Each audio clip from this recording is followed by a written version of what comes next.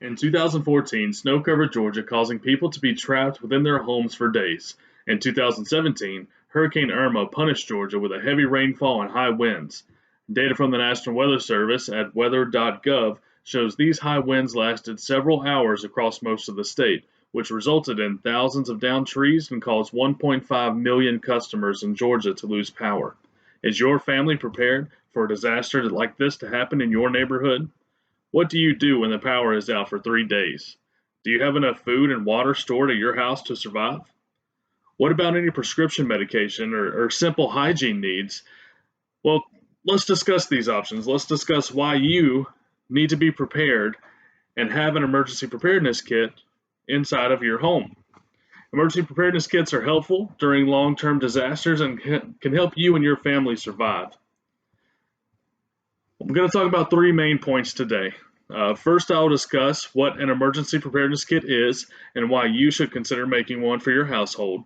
Secondly, I will discuss what should be included inside that emergency preparedness kit and how long you should plan to sustain yourself. And finally, I'll discuss where you can find further training on how to be prepared in the face of disaster. So let's begin the discussion with defining what an emergency preparedness kit is. After an emergency, you may need to survive on your own for several days. Being prepared means having your own food, water, and other supplies to last for those several days. According to an article published by the Federal Emergency Management Agency on www.ready.gov, a disaster supplies kit is a collection of basic items in your household that you may need in the event of an emergency. The first step to ensure that you have the correct type of bag or container to store your items in. I personally recommend utilizing those large plastic totes. We actually store our Christmas stuff in them, and we store our emergency preparedness stuff in them. They're waterproof for the most part, and it gives you a lot of space to store goods. Duffel bags are also another good option. For smaller items that are going inside these locations, you want to use Ziploc bags. They'll keep everything safe and waterproof in case there is flooding. So now that we've discussed what an emergency preparedness kit is, let's discuss the supplies that you need to have inside of your kits. Your emergency preparedness kit should have a few basic items that can help you and your family survive post-disaster. Now, these kits are going to be pretty different depending on what family is making them. But right now we're going to cover the basics that should be in every single kit in every single household. The number one option is going to be water. Federal Emergency Management Agency suggests that 1 gallon per one person per day for several days should be stored. 1 gallon per one person per one day. This is going to be for both drinking water and sanitation. You're going to be storing food in these kits, at least 3-day supply of non-perishable foods.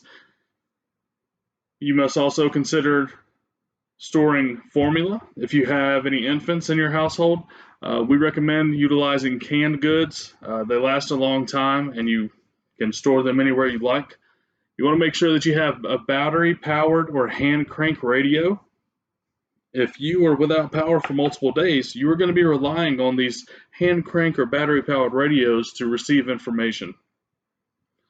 It's also good to have a NOAA weather radio so you can get those weather updates, and emergency services also push out emergency notifications on those type of radios. Flashlights are always important. No matter what type of storm, whether it's winter weather, hurricanes, tornadoes, there's a strong chance that you are going to be without power and you're going to need flashlights to see. First aid kits, those are super important.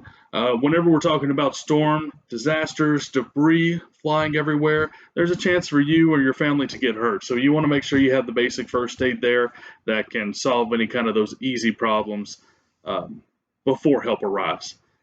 You're going to need extra batteries just in case you run out. Long-term flashlights, long-term radio needs. We recommend a whistle. This is to signal for help. If you look at the seaside collapse, just picture yourself being collapsed in an air pocket or your house being collapsed in. If I'm a first responder, I'm driving past that house unless I am notified that somebody is still in there. That whistle might seem like it's not going to help out, but it really could save a life. Dusk mask. These are to help filter contaminated air. If you have debris flying throughout or rubble that has fallen around, dust masks are very important. We always recommend a good roll of duct tape because here in Georgia, duct tape fixes everything. Why not add it to the emergency kit? Moist towelettes, garbage bags, and plastic ties. This is for personal sanitation. I'm not going to get into it, but you can figure it out with those three items what's happening. Diapers should also be considered if you do have a child with you. A wrench or pliers should be thrown. Any kind of small tool set should be kept there. This is important when we're talking about turning off your utilities. If you need to turn your power or water off, you're going to need some tools to get that done. A big one here is prescription medication. If you know that you are taking a certain medication every single day for the rest of your life, if it's a dire need for you to have that, if you know there's consequences, if you can't go within 2 to 3 days without it, make sure it's put in that pack. Talk to your doctor. Say, hey, doc, I need to have a supply of this to keep in my emergency preparedness kit. They might be able to give you a 10-day supply just to have specifically for that reason. So this kit should have everything you and your family will need to survive for at least 3 days without having access to water or power. Now, you specifically should make your own bag and make sure that you have everything that your family will need. Those are just a few basic options to consider. So, after assembling your kit, you want to maintain that kit so it's ready to go at all times. You want to keep the canned food in a cool, dry place, store boxed food in tightly closed plastic or metal containers. You want to replace the expired items as needed.